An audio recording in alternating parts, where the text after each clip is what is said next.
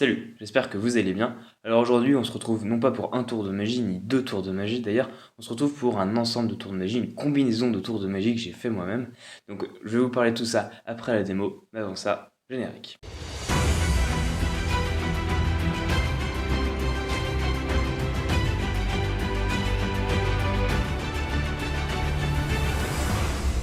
Voilà, donc on se retrouve sur le tapis comme promis pour la démo. Donc avec un simple jeu de cartes rouges, rien d'exceptionnel. Alors normalement on fait choisir une carte à un spectateur, mais là comme j'ai pas de spectateur, je prends une carte moi-même. Admettons que le spectateur dit stop ici. On va prendre la dame de cœur. Cette dame de cœur, on va la prendre, on va la perdre quelque part dans le milieu du jeu. Et là où c'est fort, c'est qu'en un simple claquement de doigts, il y a une carte. Une carte, c'est une seule qui remonte. Et je pense que c'est la dame de cœur.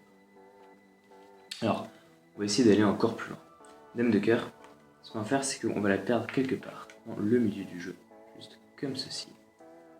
Donc, elle n'est pas en haut. Et là où c'est très fort, c'est qu'en faisant juste comme ceci, la dame de cœur remonte. Alors c'est peut-être aller un petit peu vite, je vous propose de recommencer mais plus lentement. Donc dame de cœur, on va la mettre à nouveau au plus bas possible pour que ce soit bien clair. Et là ce qui est très fort, c'est qu'en faisant juste comme ceci, on peut voir que la dame de cœur a pratiquement dépassé la moitié du jeu. Si on continue, on peut voir maintenant qu'il ne reste plus que quelques cartes entre la dame de cœur et le dessus du paquet. Si on va jusqu'au bout, on peut voir maintenant qu'il ne reste plus qu'une seule carte. Normalement.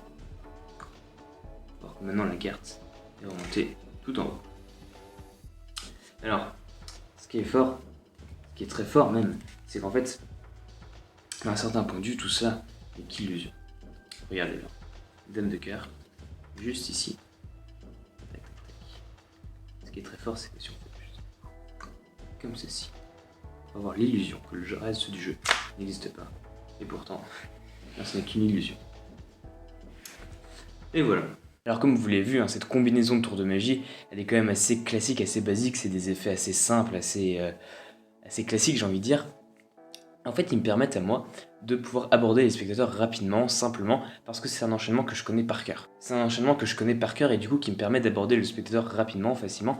C'est aussi un enchaînement que j'ai travaillé pour qu'il soit assez simple, assez rapide et qu'il n'ennuie pas trop le spectateur. Et du coup, moi, comme je connais très bien, ça me permet de me détacher de mes cartes, de me détacher de mon tour, et du coup, je peux savoir, je peux essayer de sentir les spectateurs, voir s'ils sont motivés ou pas, et du coup, je pourrais essayer d'enchaîner avec un autre tour ou pas, en fonction de ce qu'ils ressentent et de ce que moi j'analyse quand je fais mon tour. Voilà, alors ça c'était pour le tour en lui-même. Maintenant je pense que vous avez remarqué que j'utilise un jeu de cartes différent de ceux d'habitude. Vous voyez, ça c'est le jeu de cartes que j'ai utilisé, et ça c'est vraiment des jeux de cartes classiques. En fait ça c'est un jeu de cartes de collection. C'est un jeu de cartes de collection que j'aime beaucoup parce qu'en fait il se base sur les illusions d'optique. Donc on retrouve pas mal d'illusions d'optique à droite à gauche dans le tour. Notamment sur les dos, quand on effeuille les dos des cartes, on peut voir un espèce de phénomène un peu particulier qui se passe. Alors ça c'est pour le dos, après on a la dame de cœur, comme vous avez pu le voir dans la démonstration, la dame de cœur qui crée un espèce de vide en fait dans le jeu de cartes, c'est quelque chose d'assez particulier et qui peut être très surprenant si jamais il est bien fait je pense. Après on a l'as de pique aussi. L'as de pique, selon la manière dont on le regarde, selon la manière dont on le perçoit, il peut être vu en profondeur, mais il peut aussi être vu en tant que montagne, en tant que monticule. Voilà. Après on a aussi cette carte là. Peut-être que certains d'entre vous l'auront déjà remarqué, mais c'est pas un vrai trou dans le mur évidemment, c'est une carte en fait qui est là. Et voilà, ça fait déco quoi. Voilà, et puis un dernier phénomène, j'avoue que je sais pas trop comment le décrire, je vous le montre comme ça en image. Voilà. Voilà, écoutez, j'espère que ce jeu de cartes vous aura plu, que ces tours vous auront plu aussi. On se retrouve la semaine prochaine pour une prochaine vidéo. Sur ce, portez-vous bien.